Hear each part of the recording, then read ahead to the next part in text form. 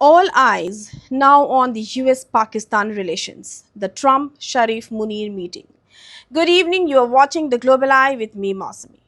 Tonight we turn to New York, where the world's most watched diplomatic stage, the United Nations General Assembly, is about to host a meeting that could quietly reshape South Asia's geopolitics. According to reports from Islamabad and Washington, Pakistan's Prime Minister Shehbaz Sharif and the so-called powerful army chief field marshal Asim Munir are expected to meet the US President Donald Trump on the sidelines of the UNGA. That's next week. On paper, the agenda sounds straightforward: flood recovery aid, the fallout from Israel's strike on Doha, and rising tensions with India. But in reality, this is a far bigger story, one that combines money, minerals, military strategy, and raw political theater. Now, why this meeting? Why now? Pakistan is in crisis mode. The devastating floods of 2025 have displaced millions, washed away infrastructure, and drained an economy already crippled by debt. For Islamabad, the UNGA is not just a forum for speeches. It's a marketplace for survival. But the meeting is not just humanitarian. Behind the scenes, the US has shown new interest in Pakistan's critical minerals sector. A US company has already signed a $500 million MOU to invest in mining and processing from copper to rare earths. For Washington, these resources are strategic. They reduce America's dependence on Chinese supply chains. For Islamabad, they are lifelines: fresh foreign investment, hard currency, and international legitimacy, of course. And then there's geopolitics. The Israeli strike on Doha has rattled Gulf diplomacy. With Qatar and Saudi reportedly helping arrange this New York meeting, Pakistan finds itself pulled into the heart of Middle Eastern crisis management. So again, why now? Because Pakistan is desperate for aid and recognition, and America is looking for new leverage in both South Asia and the Gulf. How this meeting came together? This wasn't spontaneous. According to the reports, Gulf mediators, Qatar and Saudi Arabia, helped facilitate the talks.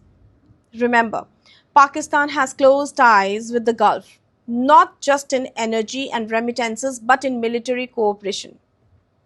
And let's not forget, the US-Pakistan relationship has already been thawing. In recent months, Trump has reportedly held private discussions with General Munir, while American officials praised Pakistan's counter-terrorism cooperation, in spite or despite knowing that that's a terror-breeding nation.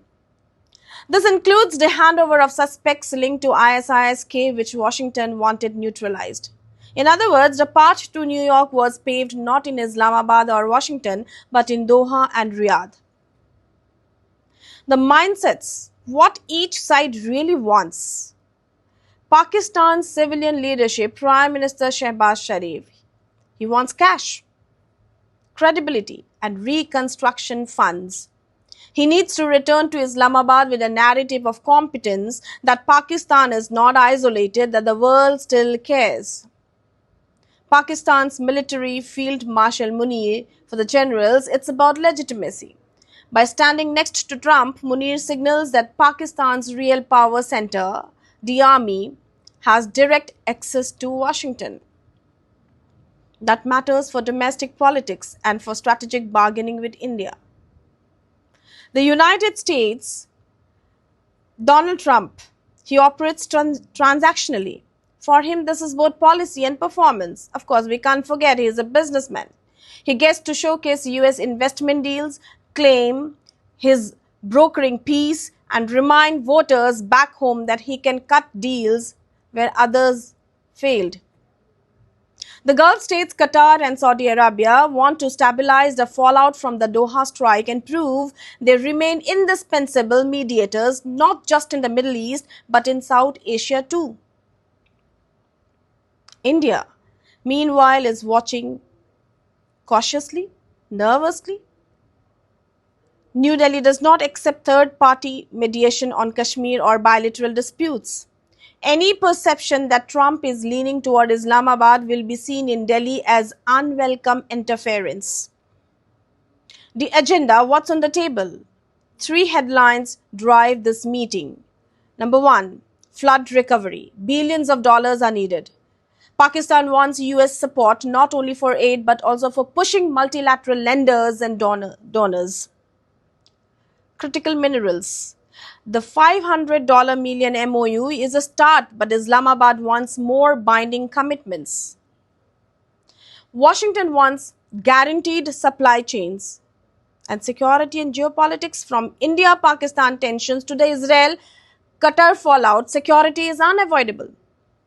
Trump will likely push counter-terrorism cooperation while Munir seeks diplomatic space against India. And the risk, why this could backfire. There are dangers here. For India, any hint of US mediation will anger New Delhi and could push India to deepen ties elsewhere, with Europe or even China on select issues. And we are moving ahead with China and Europe, of course. For Pakistan's democracy, this meeting elevates the army chief almost as much as the elected prime minister. That reinforces a troubling pattern where foreign policy flows through generals more than civilians. For the US, Washington risks over-promising.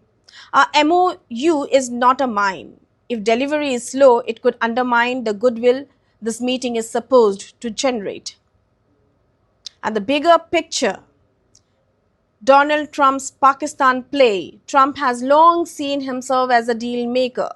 In past years, he even claimed he could mediate Kashmir, though India rejected the idea outright.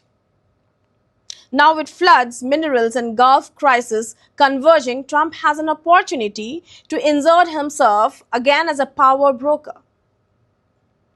But the question is this genuine strategy or just political theater designed for headlines back home?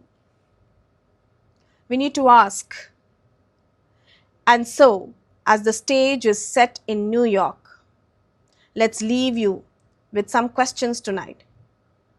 Will America's $500 million mining promise translate into real jobs and revenue for Pakistan? Or will it remain a headline investment? By putting his army chief at the center of diplomacy, is Pakistan strengthening its hand abroad or weakening democracy at home? Could US-Pakistan cooperation on minerals pull Islamabad away from China? Or will Pakistan simply play both sides? And finally, how will India respond? Will it quietly accept US involvement or push back fiercely against any sign of mediation? Or is it possible at all? However, one thing is certain, what happens in a side room in New York could echo across Islamabad, New Delhi, Doha and Washington.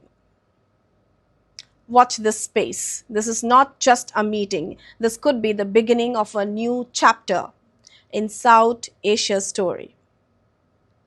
For more updates and insights, keep watching The Global Eye.